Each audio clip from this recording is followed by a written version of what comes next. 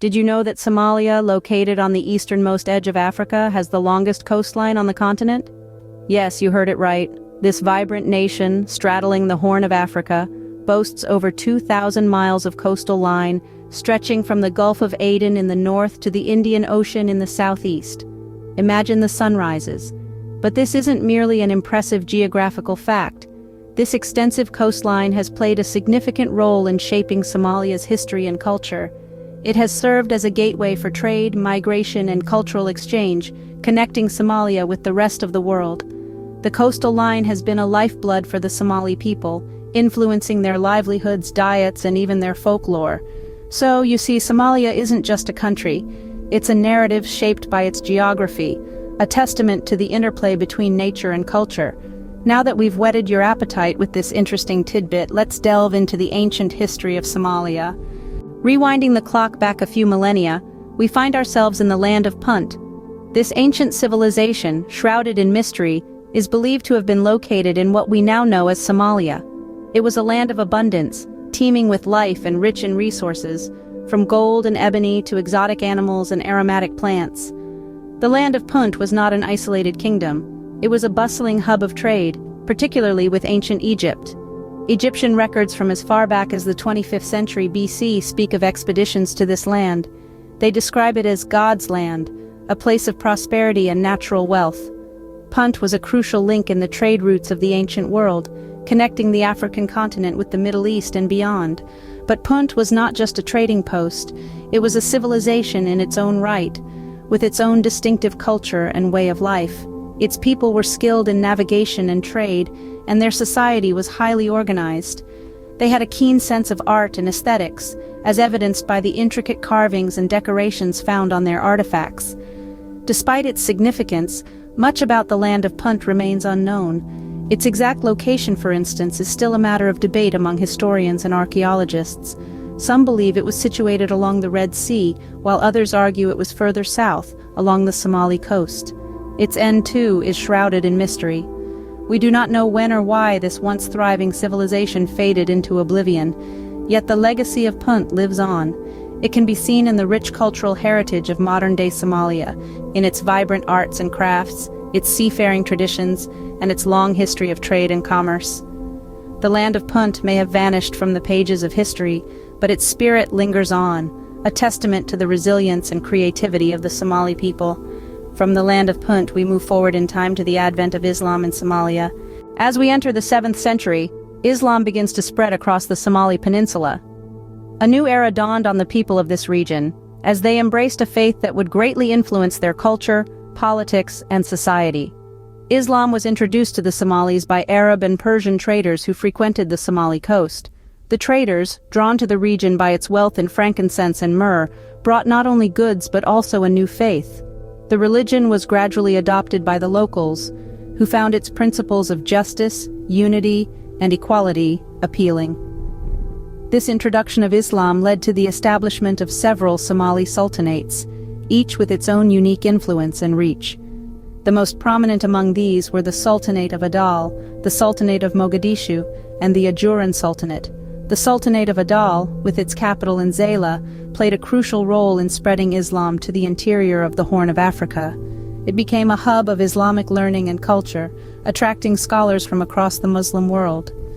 The Sultanate of Mogadishu, on the other hand, was known for its impressive architecture and trade. It was a key player in the Indian Ocean trade network, connecting Africa, the Middle East, and Asia. Its prosperity was evident in the grandeur of its buildings and the diversity of its population. The Ajuran Sultanate was renowned for its sophisticated irrigation systems and formidable military strength. It managed to maintain its independence for several centuries, thanks to its strategic control of water resources and its efficient administration. These sultanates, with their distinct characters, were not isolated entities. They interacted with each other and with the wider world, participating in trade, diplomacy, and warfare. They also played a vital role in spreading Islam and Somali culture across the region. The influence of these sultanates lingered on, even as the winds of colonialism began to blow across Africa. They left an indelible mark on the Somali people, shaping their identity and their worldview. Their legacy is still visible in the resilience and tenacity of the Somali people today. Fast forward to the 19th century, Somalia found itself ensnared in the grip of European powers. The nation, so rich in history and culture, became a chess piece in the game of colonial imperialism. The late 19th century saw Somalia being carved up piece by 3 European forces. Britain, Italy, and France all staked their claims on different regions of the country, setting the stage for a tumultuous future. The British took control of the north, naming it British Somaliland. The Italians laid claim to the south, dubbing it Italian Somaliland, while the French seized the far northwestern region, which came to be known as French Somaliland. Each of these powers brought with them their own systems of governance, law, and education, which were often alien and oppressive to the Somali people. This foreign domination led to a profound sense of discontent among the population, sparking the flame of resistance. The early 20th century was marked by a fierce struggle for independence. The Dervish movement, led by the charismatic Sayyid Muhammad Abdullah Hassan, epitomized the Somali spirit of defiance. The Dervishes, as they were called, waged a 20-year-long guerrilla war against the British, becoming a symbol of resistance for the Somali people. While the Dervish movement was eventually defeated, the seed of rebellion had been firmly planted. In the years following World War II, the call for independence grew louder and more urgent. Political parties emerged, unions were formed, and the Somali Youth League in particular played a pivotal role in mobilizing the masses. Finally, on the 1st of July 1960, the dream of a free Somalia was realized. British and Italian Somaliland were unified to form the independent Republic of Somalia. However, French Somaliland remained under French control until 1977, when it finally gained independence as the Republic of Djibouti. The fight for freedom was hard-fought and won, but independence brought its own set of challenges. In 1960, Somalia finally waved its own flag, but the road ahead was far from smooth. The newly independent nation, with its vibrant spirit and dreams of prosperity, was soon confronted with a myriad of challenges. The post-independence period was marked by political instability and power struggles that eventually spiraled into a devastating civil war. The Civil War, which broke out in the late 1980s, brought about a period of intense turmoil, leaving the nation's infrastructure in shambles and its population grappling with widespread poverty and famine. The conflict was not merely a battle for power, but a struggle for identity, as various clans and factions vied to shape the future of Somalia.